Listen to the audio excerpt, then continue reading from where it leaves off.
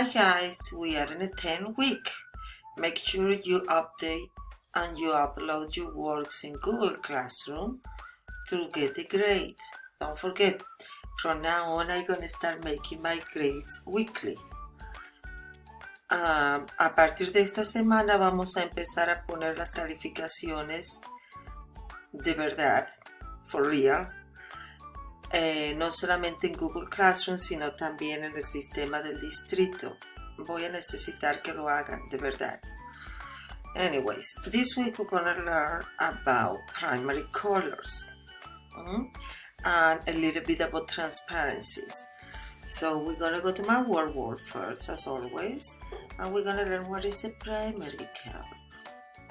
And then I go to my primary color word, and it says primary colors are the three basic colors that can be combined to create all other colors. So, los colores primarios básicamente son los colores primordiales de los cuales podemos crear todos los demás colores. Now, the other word we're going to learn today is transparent or translucent. So, I'm going to go to translucent. Now, translucent or translúcido is something that allows the passage of light but not the perception of distant images in between transparent and opaque. So this is something what we're going to do this week, and we're going to work probably most likely with color pencils, so make sure you bring your color pencils to school. No lo dejes en casa. Asegúrate de traer los lápices de colores a la escuela. No los dejes en casa. First thing I'm going to do is I'm gonna make, with you practiced last week something like this. We're gonna try to make again a cylinder with our paper. Sorry, my hand. It doesn't have to be perfect, but you just fold the paper in 3 parts. We crease the paper. Now you can use a crayon, a marker, or a Sharpie to draw your bottles. Just gonna use a pencil. So I'm sorry. First I'm gonna use a Sharpie to trace, because this is gonna be like there is a shelf over here. There's another shelf over here, and on top of these shelves we're gonna have like bottles.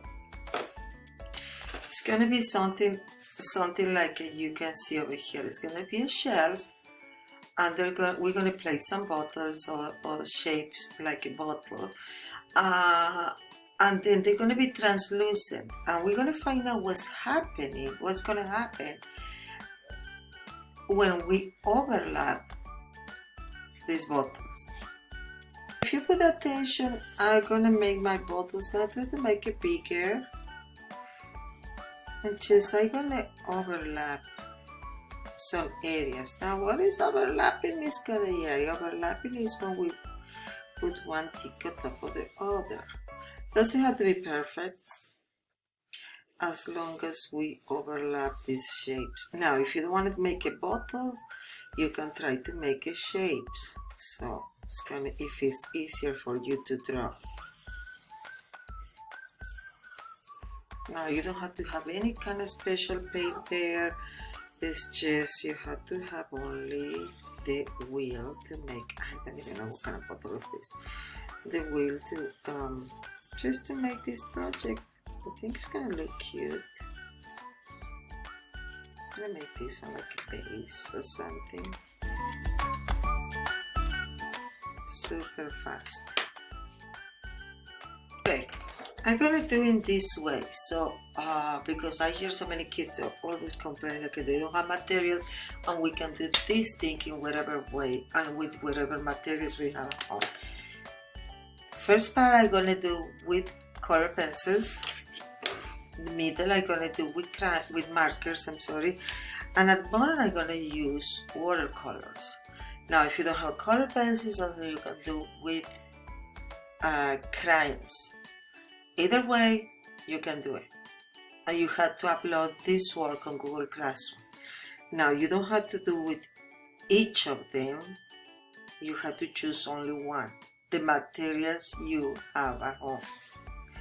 No tienes que hacer con cada material, pero tienes que hacer tu trabajo.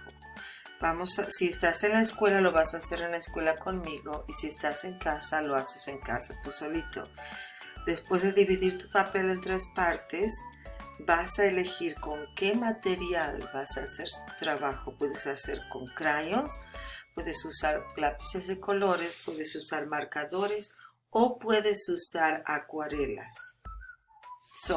En este caso yo voy a hacer estas áreas con diferentes materiales para que veas cómo se va a ver. Okay, so far this is how I did with color pencils. My thing is what to find now, what we got in between. Now for the marker, what we're gonna do, we're just gonna make lines, very thick lines, and then we're gonna use the water with the paintbrush, and we are going to try to blend these colors. Now since these markers are water-based markers, estos marcadores son marcadores al agua, no son permanentes como los Sharpies. Los colores se pueden mezclar mucho más rápido.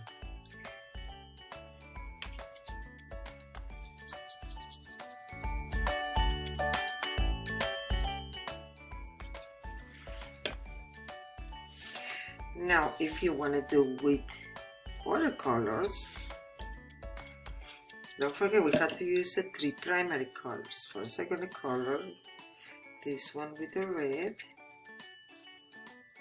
Now, something about what the kids always do, they try to make the color really dark, but the watercolors, they have to be extremely light. I'm going to use a very thicker paintbrush so I can finish first there.